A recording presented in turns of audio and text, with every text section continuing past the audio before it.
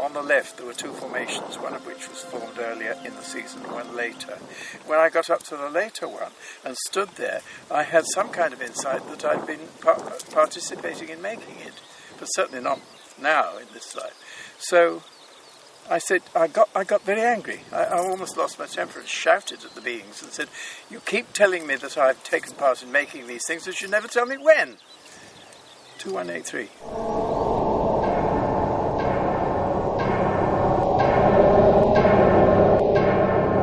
It was in the late 70s. I studied a lot of work of Wilhelm Reich and crystal grids and a lot of other stuff, and at one time in my home half a dozen books have been laying open on the floor at the right page, and I could see the interconnection between the different scientific stuff, and I had the question, Willy, so Wilhelm Reich, please give me a sign if I really found what was your last finding, if I really found it also. And a white ball of light was rushing through my room, through me, and you can imagine I was quite shocked. I found out that these balls of light of 20 years ago have to do with the balls of light which are seen in the crop fields.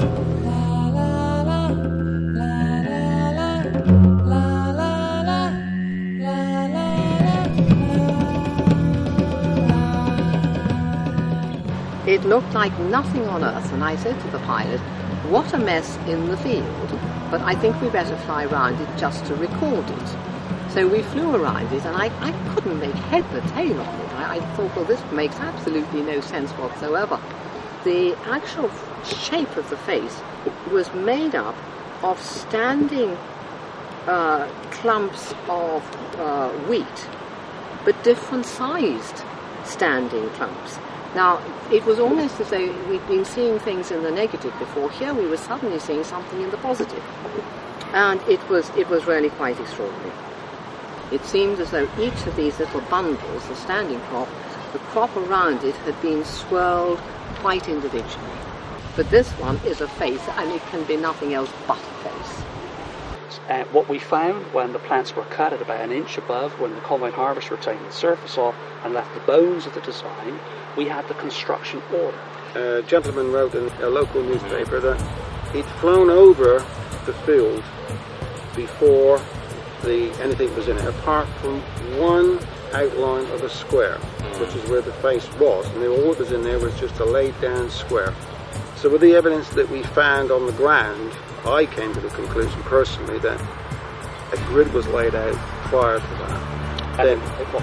And also that the local people said that 3 people camped in the trees at the bottom of the field for 3 days. So this is what we found out. So I'm in the opinion that it was a very clever operation. There was another crop circle in the field which did look as though it was some sort of communication, some sort of message. It looked as though it was in hieroglyphs. I looked at it and immediately thought, it looks like the Arecibo transmission of 1974. In 1974, the SETI organization, which had another name at that time, and Carl Sagan and his friends had the idea to send a message into space.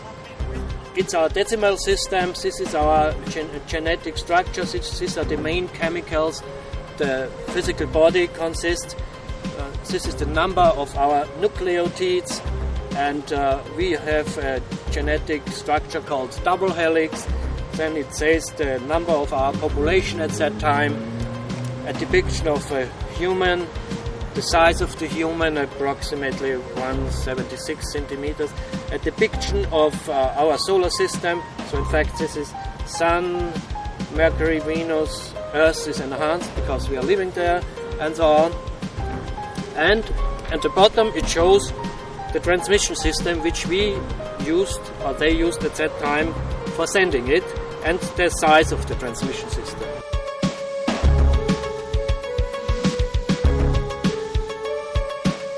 We got a very, very interesting answer. In short, they tell us, okay, we know your decimal system. Our body chemistry is quite the same with slight differences. We also included silicon within our body chemistry. The nucleotides are somewhat different. What is of big importance, they have not a double helix, they have a triple helix. Here's a depiction of a sort of alien figure with a big head and a small body. It says 101 centimeters, and the population about 12.7 billion people. And they show a depiction of a solar system which looks somewhat like ours, but it's not really sure, is it our solar system or another? And the most interesting point is their transmission system, which they show at the bottom, and they show also the size of this transmission system. In fact, these are binary numbers, but if you translate them, it says 850 meters is the width of this transmission system.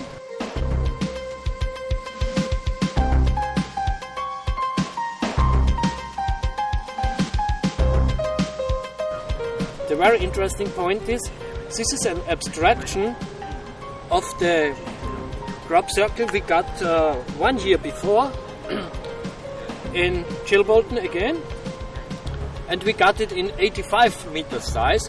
So they scaled it down 1 to 10, and 1 year before the answer they told us about their transmission system, which we could only decode 1 year later.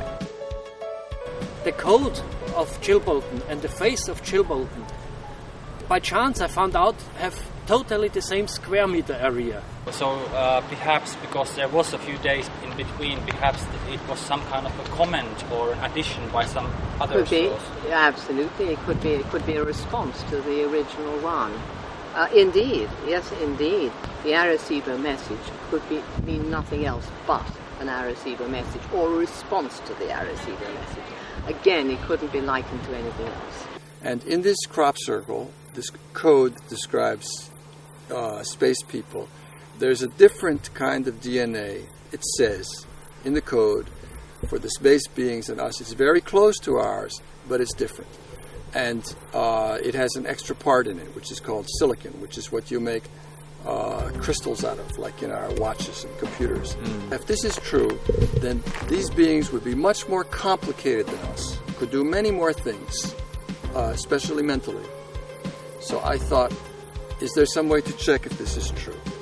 I think they found a way to modify their genetic system and to solve the trouble with the so-called high-tech technology which we have, and they have not to carry a laptop or anything, and they only have to use their silicon computer inside their genes.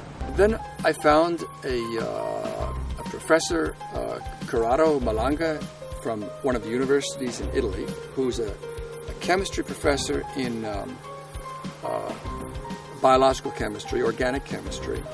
And he was very interested by this formation. And with some of his top people, they had some very complicated computers.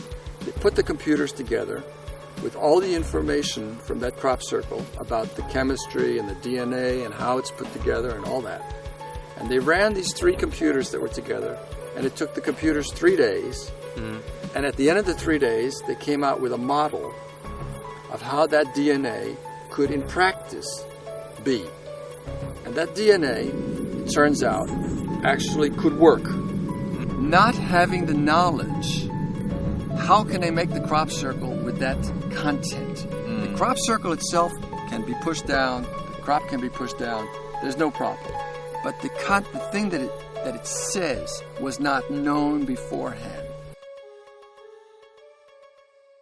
The formation that I saw done at Cheryl, the group gained 45 minutes of time. They actually checked their watches. It was 2:45. The hands are just opposite each other. There was a time check. Everyone had their watches up. I didn't check my watch. But the next time they checked it, it was 45 minutes earlier.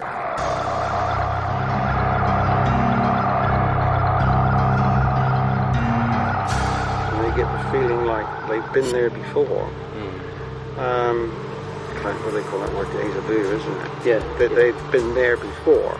And I asked for a time check, and I'm getting like 3 o'clock, 5 to 3. Okay, cool.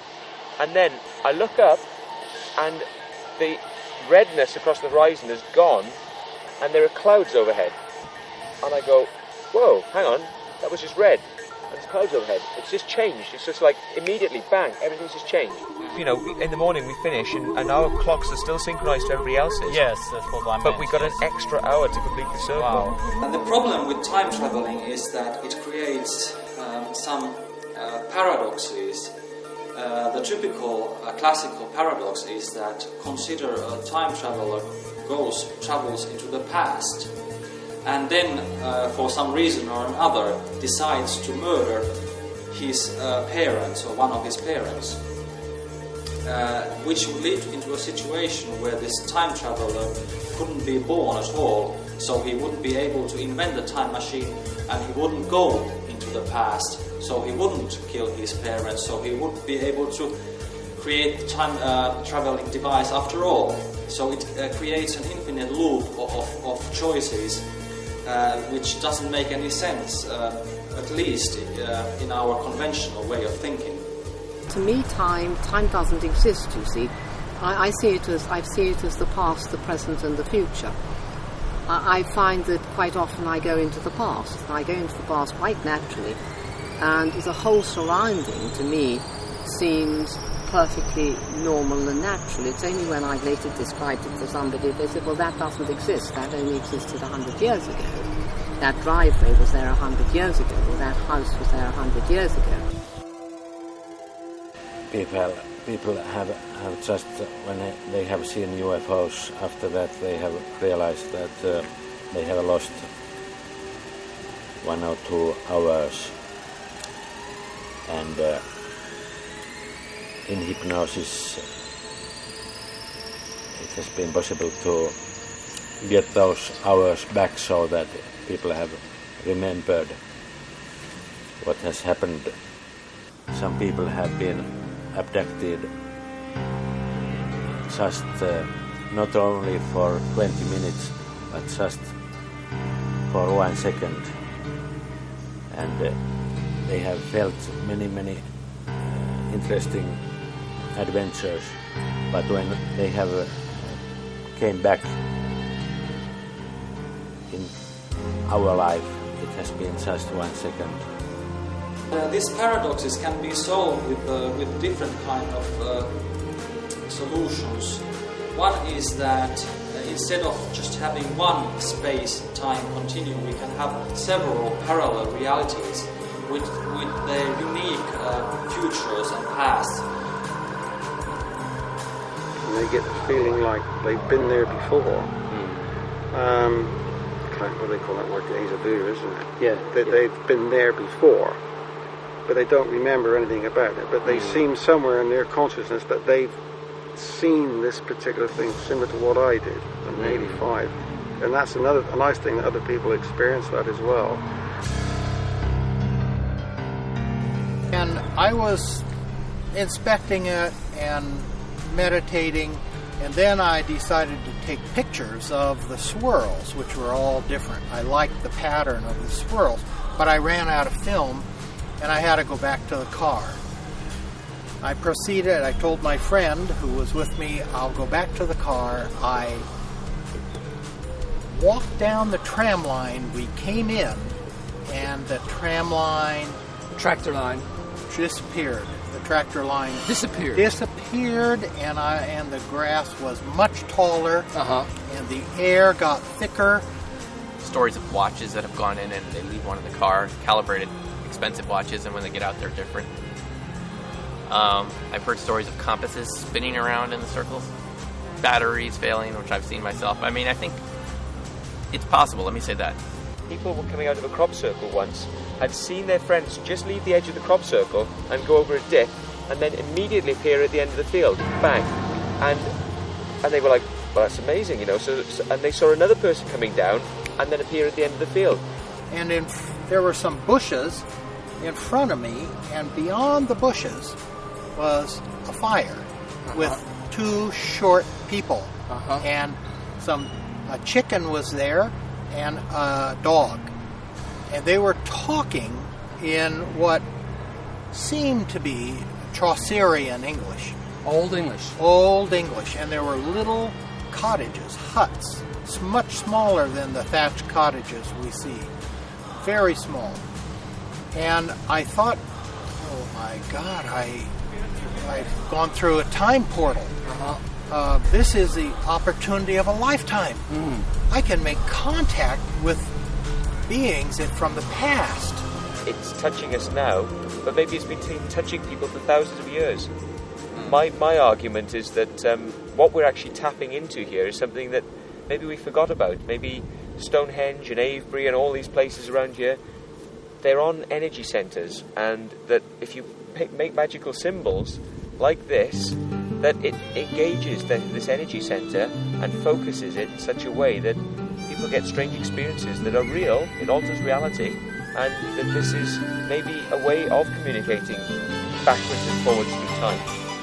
I'm considering them. If I barge out of the tree, no matter how gently, I'm very tall, I have very foreign-looking clothing on, to them. The dog may have a reaction, and I might get a pitchfork in my chest, because the prevailing attitude might be, whoa, from the devil. And I could see a faint pattern somewhere in the distance, and it was on a slope, on a hill slope, and it was somehow covered in mist so that I couldn't perfectly make out the shape.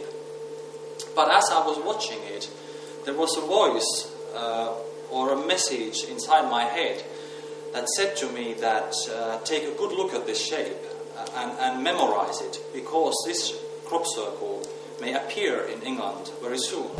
And I said to my friend, my God, I've just gone through this time portal. There's a doorway here. You got to come with me, because if I am abused by the denizens of the past, then you got to come and save me, because I want to go and make this contact. Yeah. What's with you? You know? I said, look, I've been gone for an hour, and an hour, really, and I'm completely tired. I'm sweating, and he said, Ron, you've only been gone 2 minutes. What's going on? There was a ring, and inside the ring there were something that I saw as droplets attached to the ring, pointing towards the center of the formation. And I assumed there were 6 of them, but when I counted them one by one, to my surprise there were 7. And I recounted twice, and each time I got the number 7. And then inside the droplets, in the center of the shape, there was something that looked like as it wasn't formed yet. And then I saw there was a new crop circle in Herne, in South England, near an airport. And this shape, I didn't recognize it at first, but when I started counting the elements, there were these semicircles attached into this ring. And I thought initially that it was 6-folded geometry. And I started counting, and to my surprise, there were 7. And then I instantly remembered the dream. And when I looked at this formation again, I became quite certain that this was the crop circle that was kind of announced to me in the dream. And it had appeared on the 19th of May, so it was just 3 days after I had the dream.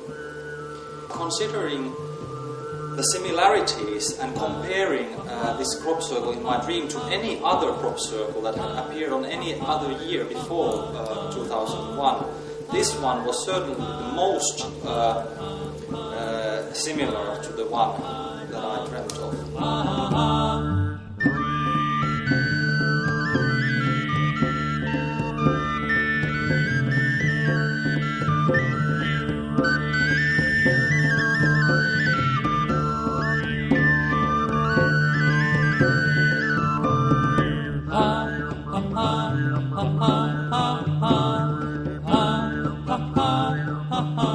We're looking at something like, 5 point something or other billion people who really have one little interest, perhaps a flintsing interest, but certainly haven't a sufficient motivation to do anything about it. In other words, it's something that just is on the landscape of their day. What separates that group, which is the majority, to those that put themselves out and are dedicated, are fired up to do what we are doing? The question is, what makes that difference? Why is it that a switch is thrown in these individuals compared to the others? Well, there is a point of view that says that this group of individuals, born to carry out a particular function, are indeed, their souls are committed from the future to adjust the now for the future.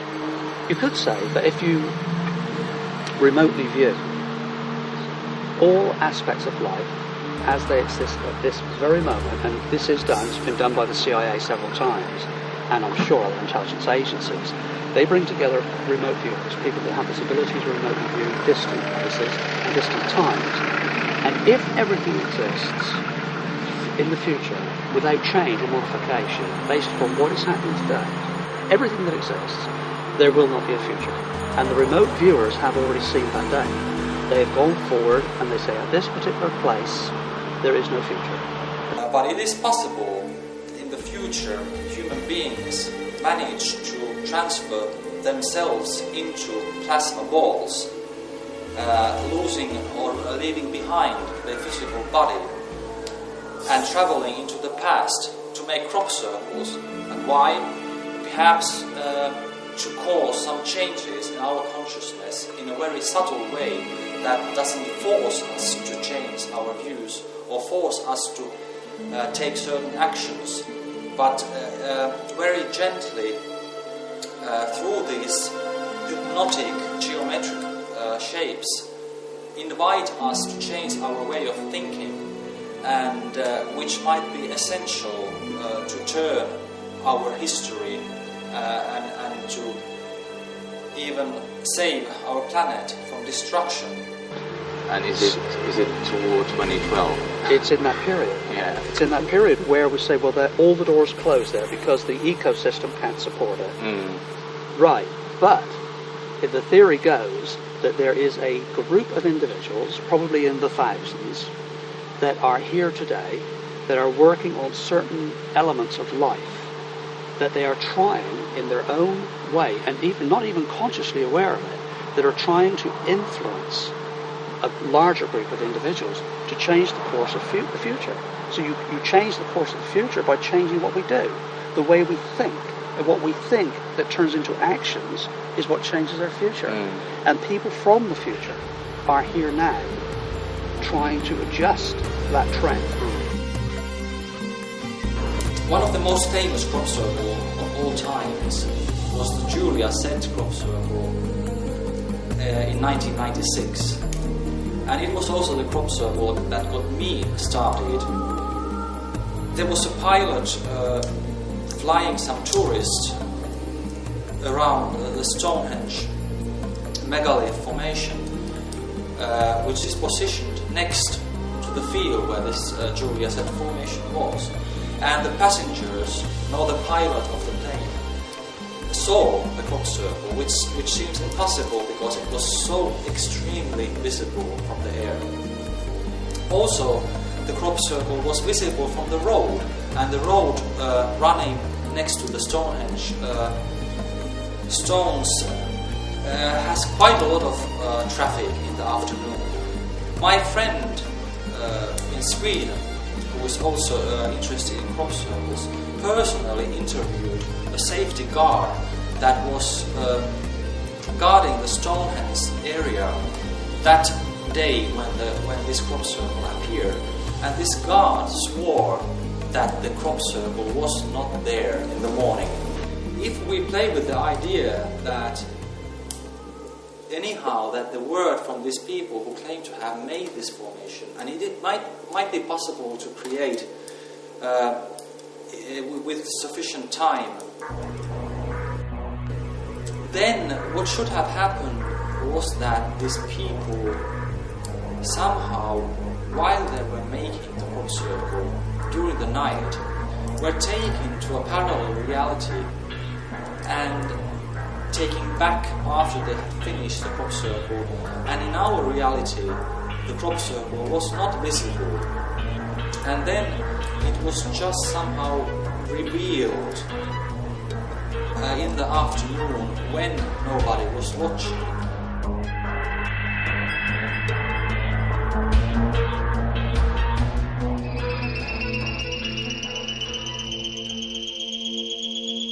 A well-known Finnish UFO researcher, Tapani Koivula, who was presenting this very big book that was about this tall and this wide, and the book cover was there was an image that was made of horizontal lines, and he said that this book contained a message that comes from outer space. And he said that the message was partly decoded, that it was encrypted. Then he also said that the message is about the new sun. And in his place came a woman, an unknown woman to me, and she said then that what she's about to tell comes from the Mayans, or at least is related to the Mayan Indians. And then she disappeared, and in her place appeared this huge snake, a serpent that had black and yellow stripes. and the serpent was several meters long, and it was a really frightening sight. The serpent had a very big head with a very big reptile eyes, and it really looked threatening.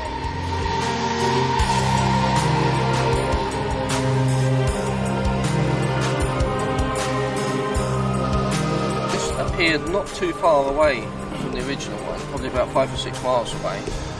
Also in the vicinity of a radio transmitter, which was just off the edge of the field. Again, when I flew over it, again, you couldn't see a face in it. I couldn't immediately see that it'd been smashed down with planks, whatever. It did have a different feel to it. I thought the lay was very impressive. I thought the design was extraordinary. He or it, whatever, coiled around me as a spiral or like a kind of a screw, and went through me. And when the snake did this, I felt this tremendous feeling of being energized. It was the next day that I received an email message that told me about the crabwood formation and suggested that I take a look at it. The main shape, the face part, was made of horizontal lines like the cover of the book, and the proportions of the crop circle were the same as the proportions of the book. The first thing that intrigued me was this particular disc, which looks like it has some sort of code within it. And when I zoomed it up on the computer, you actually find that from the centre it does actually spiral out. So instead of being consecutive rings of dots, it's actually one long string, as it were, coming out with like little beads on it as it spirals round. And when you consider it was a wheat field, which is yellowish in colour, and the shape comes out as the contrast between the yellow crop and the darker crop that is standing up. It is like a black and yellow striped serpent that is coiled as a spiral. The lay in the face was totally different to the lay in the disc. Now, the lay in the disc, again, was remarkable. Looking from the physical level, I've decided that it would be almost impossible for anybody to have constructed it on the ground. 8 bits, as it were, indicated to me a byte in computer code. So you can then break it down into chunks of 8 and decode it. And what happens is the way computers transmit data, in order to represent sort of human character sets, the alphabet, we use a thing known as ASCII. And it's this particular code, so it represents each A, B, C, D will represent a particular ASCII code. So for instance, if you wanted to represent a capital A, it gives an ASCII code of 65. And 65, when translated into binary, you get the little dots and zeros.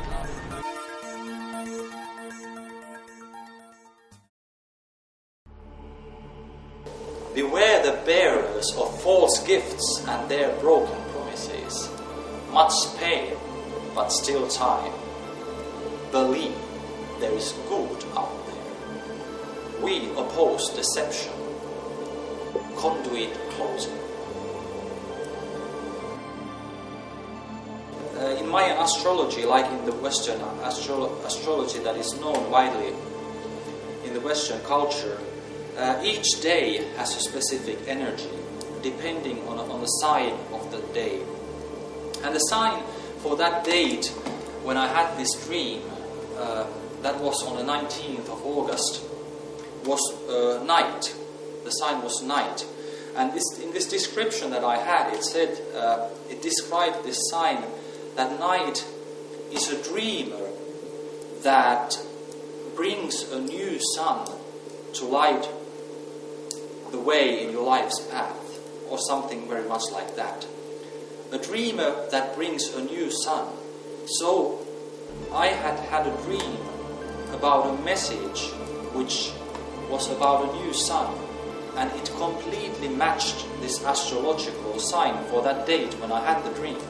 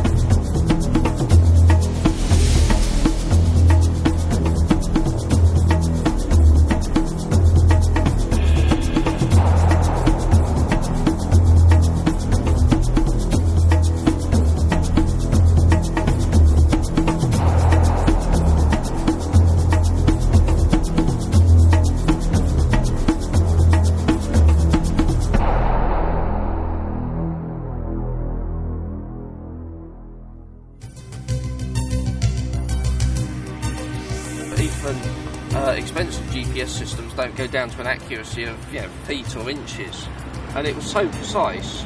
You've got to know exactly where. Well, if we're flattening this bit, we've got to sort of widen it out a bit here and narrow it, and to do that without some sort of feedback from above or know what you're doing, and coupled in the fact it was all done in the dark, is like you can sit there and think, wow. If you stand in the centre and somebody has a rope and they go around the perimeter and then they do a spiral, as the rope touches the heads of the corn, the seed heads, the rope, they're very, very fragile, the seed heads at that time. They're bending over and they're very heavy and they're fragile. The rope would flick off the seed heads. So I looked absolutely extensively at the standing crop to see if any seed heads had been knocked off. No, they hadn't. I looked on the ground. No, the seed heads were all on the stalks. It's made of lines where the thickness of the line defines the darkness of each spot. And there is a certain amount of these elements, both vertically and horizontally. And then when you count these elements, and you count the elements that are the bits in the code, there is approximately, this is a rough estimation, 5,000 elements in this specific crop formation. And that is a really impressive figure.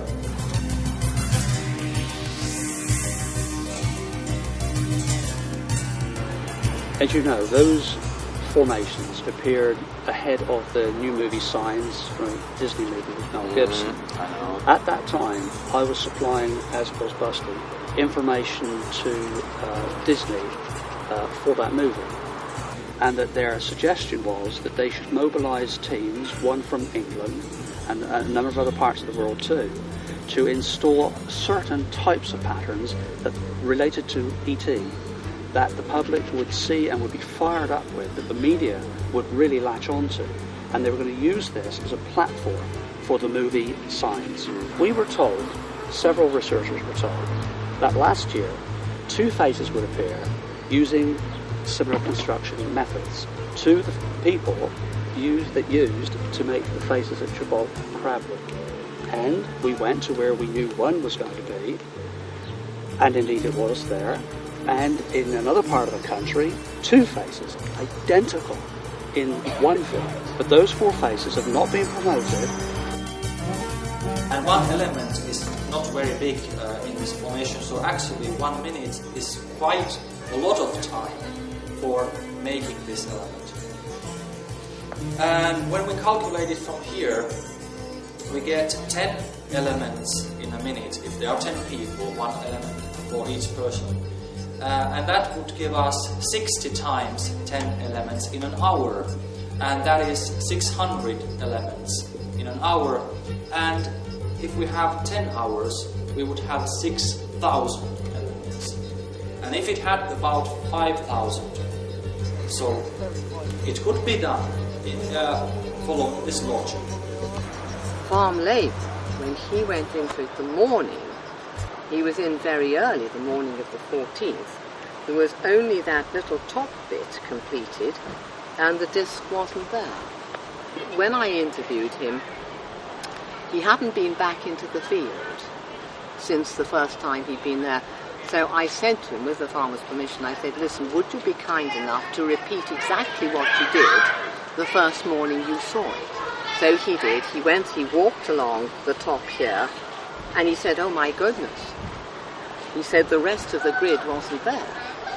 I would think it is possible, using advanced preparations and good equipment, to make this kind of formation over 2 nights at least. The research hasn't verified that it comes from the space, but this is a bit of information that was in the dream, and the other pieces seem to be correct. Yeah, you either come to the conclusion that it's either a very elaborate hoax and it's incredibly well done, and if it's not a hoax, then it's quite a profound message and something I think we need to take note of. I think we should look at them as messages that have a purpose, even if they were made by people. So we should look at the crop circle as it is and the mechanism as it is. And sometimes it might turn out that the crop circle is much more meaningful than the mechanism would lead us to believe. And assuming that any UFO technology would be sufficiently more intelligent than ours, or more accurate, or more technologically advanced, then you could probably get the precision. It's not necessarily so that if a crop circle is made with a mechanism that is possible for people, that it is not possible for others to do.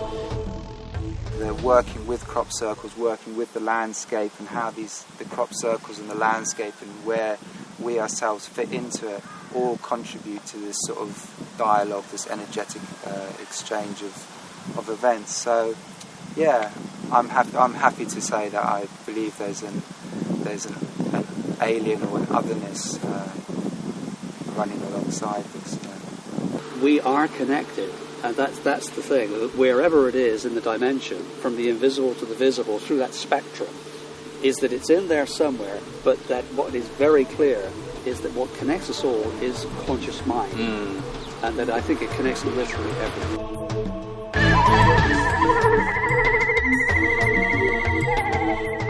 I don't believe we are alone in this enormous universe. There are many other universes, many other solar systems. I also believe that there are parallel worlds, other dimensions, and I'm very happy with all that sort of belief. And we have 400 witnesses. We have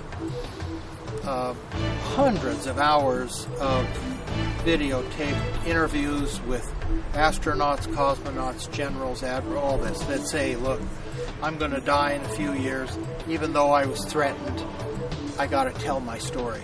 And they tell the story. There are too many vested interests. It's not a simple thing. It's a big, big power thing going on. And it isn't our agenda. We try to push the timetable, say humanity should know. But it isn't our agenda. It's there.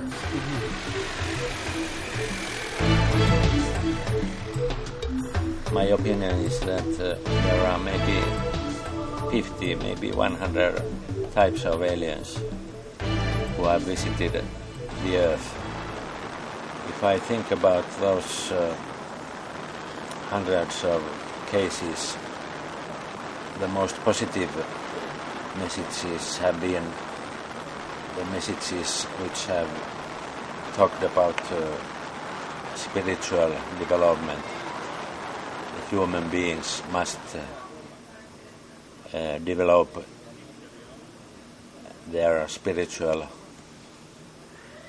level to save this planet.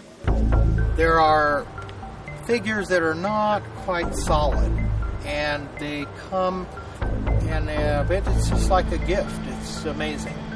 I think if we do this often enough, we will be given evidence, more evidence to share, but it's their agenda, not ours.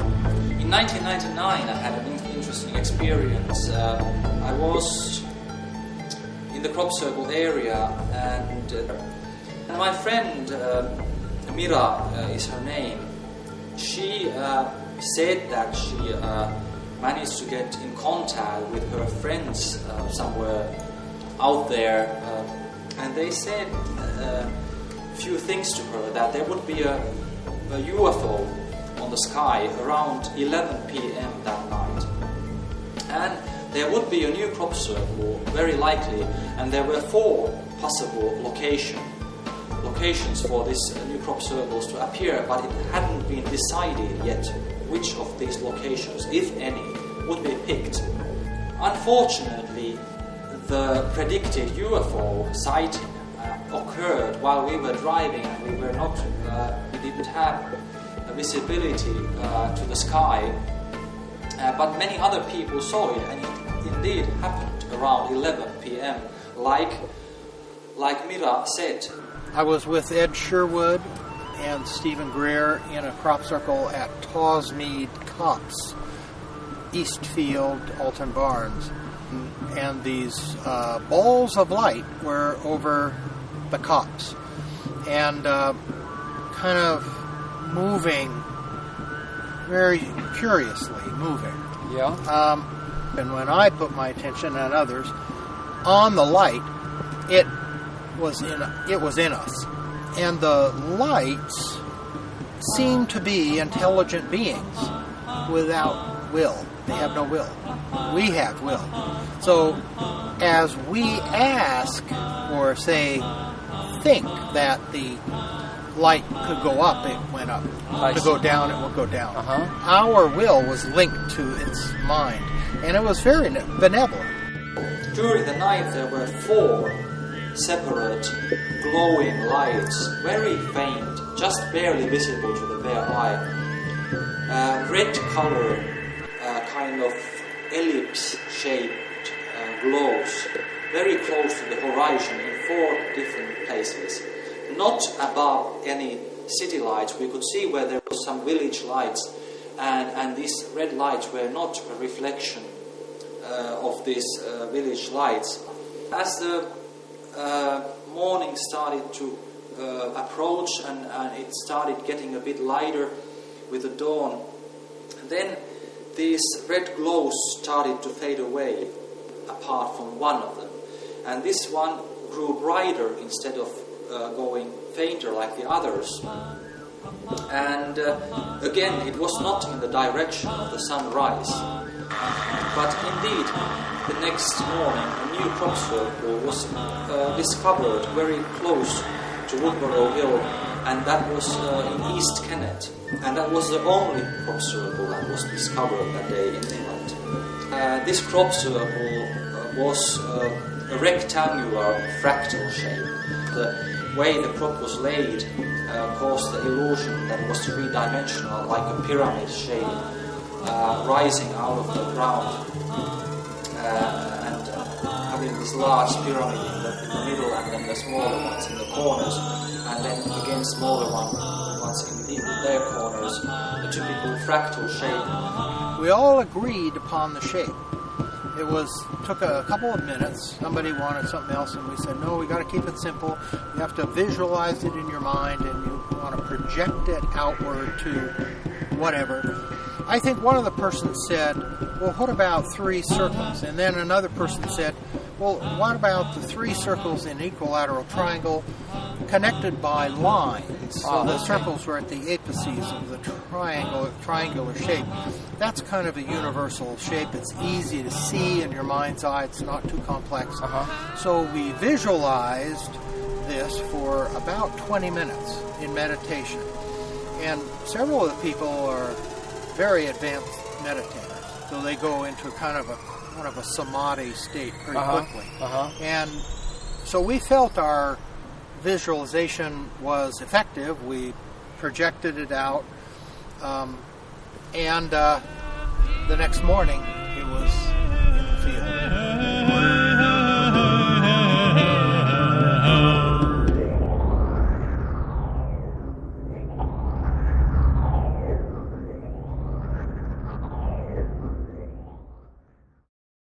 It has a sort of hidden watermark, which I call it. It's a perfect 3-dimensional fractal hexagram. First I found out if I put 2 faces close to each other, it also fits to the structures before, and several more things. It tells the core riddle of our physical universe, because what Kepler called stellar octangula, he found also a lot of things, and I call the 3D fractal hexagram is in fact the main structure of this energetic grid behind the physical universe, from microcosmic to the most immense macrocosmic structures. And the crop circles are using these geometric structures also on the physical level. They show us, in fact, these hidden structures. For me, the most amazing thing was if you go to the center of this rectangle and connect it with the center of the disk, you get a line. if you mirror this line, you get the exact slope angle of the Great Pyramid. This was for me the most fascinating thing. By studying these Egyptian-looking crop circles, we found a lot of main functions of the pyramid. It sounds barely believable, but we have so much proof from different sides which support each other that it's a fact. This wisdom is coming from the peak of this culture, about which Egyptology nearly knows nothing. And with the knowledge, which is partly hidden within the crop circles and has to do with the research I have done 25 years ago, it has to do with sunspots and different other things. With this knowledge, it is possible to switch on the energetic grid, which in fact is the important thing behind the physical pyramid.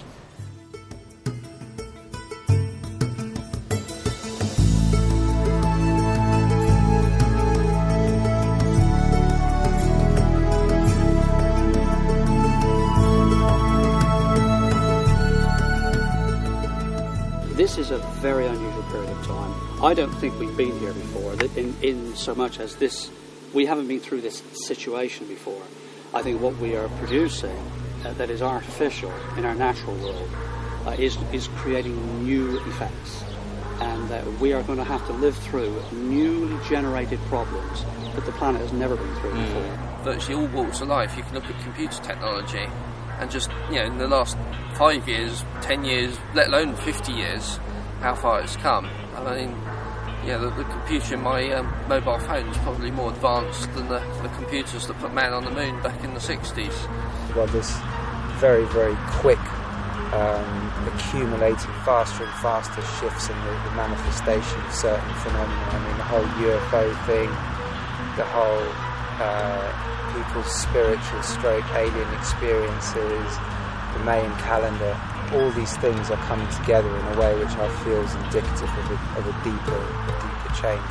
We are living a crucial time which our mind and our intellect gives us the power to do something about it. Either to do something about it and change it for the future and gives us a future, or we simply will make the wrong decisions and destroy ourselves. I think it's that serious. I really think it's that serious. Yeah. Everything points to it. All of the science points to it. When you look at the ice cores now, which have been recently looked at, going back 500,000 years, and in the top 30 years, which are the top few centimeters of the ice core, the highest levels of CO2 ever recorded. Now, the Mayans have a prophecy that there will be a new sun in the time of the change, which is the time supposedly we are currently living. Particularly last summer, there was lots of attention, and last September, October, November 2003,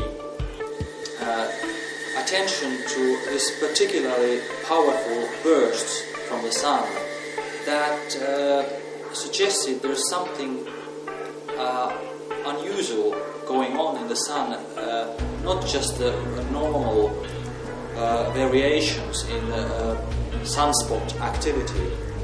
Some scientists now discuss the possibility that the greenhouse effect, the change of the temperature on Earth that is rising, might not be caused by the greenhouse effect after all, but actually because of the changes in the sun, that the radiation of the sun is really intensifying, so that it is rising the temperature and also exposing us with the higher levels of ultraviolet light and maybe some other forms of radiation. By regulating specific grid patterns around the pyramid, but far into space, it is possible to change several frequencies of parts of this grid patterns for special reasons. Different. So for example, for anti-gravity functions or sort of DNA rejuvenation. It also has to do with the water molecule, but we decided we will tell a bit about our finding to be taken seriously. And this is the good news. And the bad news is we don't yet reveal the details because we challenge our society. We demand that society shows its appreciation of the extraordinary gifts we get in the fields. We demand from our mass media to change its policy, not only to tell nonsense. We demand from our cultural society not to look at this phenomenon as childish graffitis. In fact, we want that society as a whole shows its appreciation by helping to manifest the world's first crop circle museum. Our technology right now is based on combustion engines and fossil fuels and other even more dangerous forms of energy.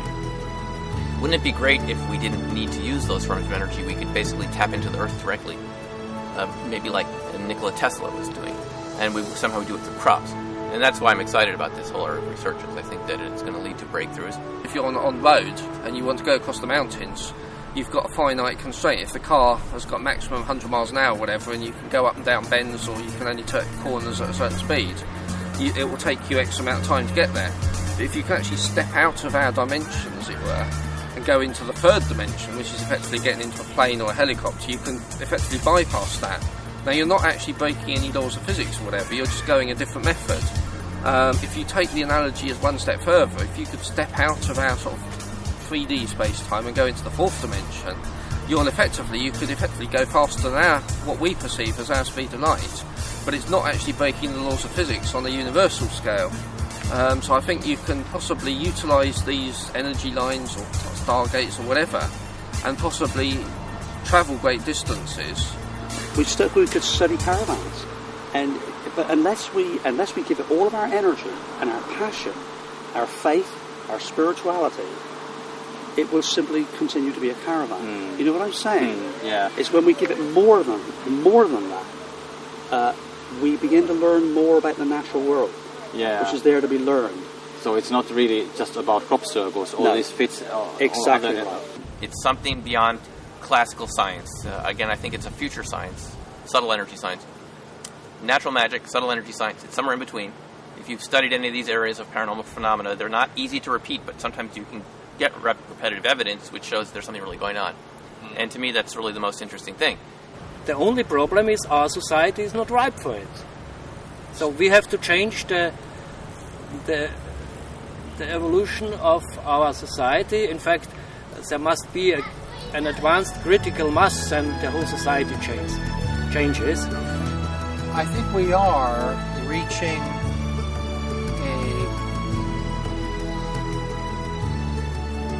a 100th monkey kind of point.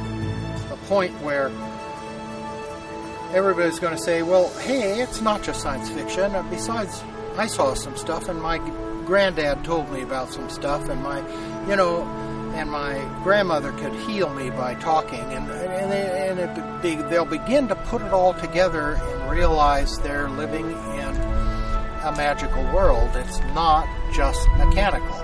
We're in a kind of a tyranny of mechanics. But the rush for great technology, I love it too, but you got that subtle stuff doesn't work with this technology.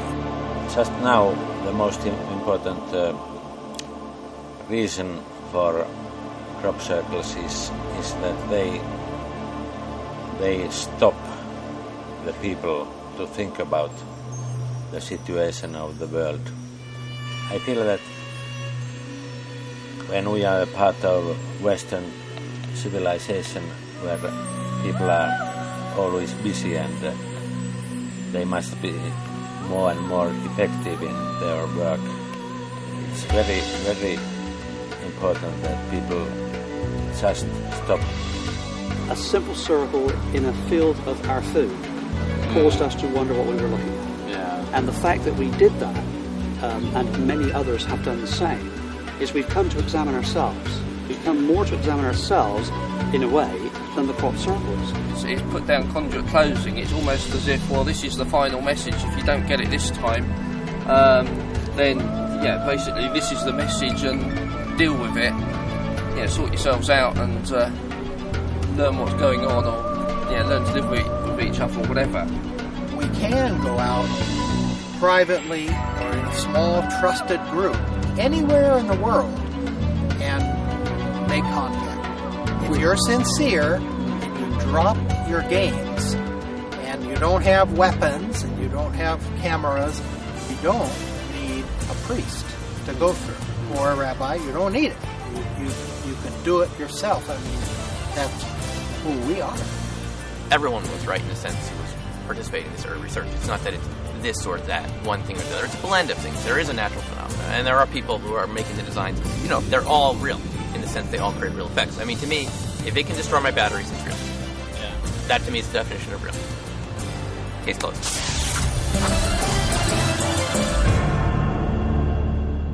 It remains a mystery. Yeah. Yes, and I'm delighted. I'm delighted that it remains a mystery. Yeah, maybe that's a good point to finish. Because think how boring life would be if we had the answer to everything. We'd get lazy. After all, I'm finished. Thank you. Thank you.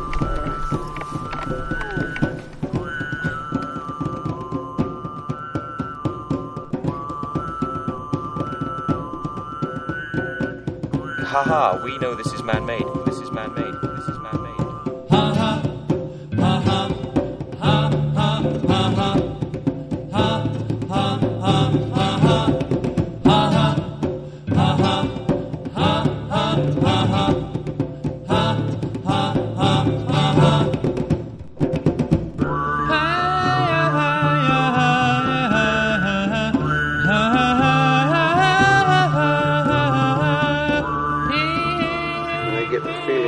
They've been there before. What do they call it? Like déjà vu, isn't it? Well, I just don't know him. Anything he says from here on, sorry, not the more point of These stories don't provide us scientific evidence of an extraterrestrial existence.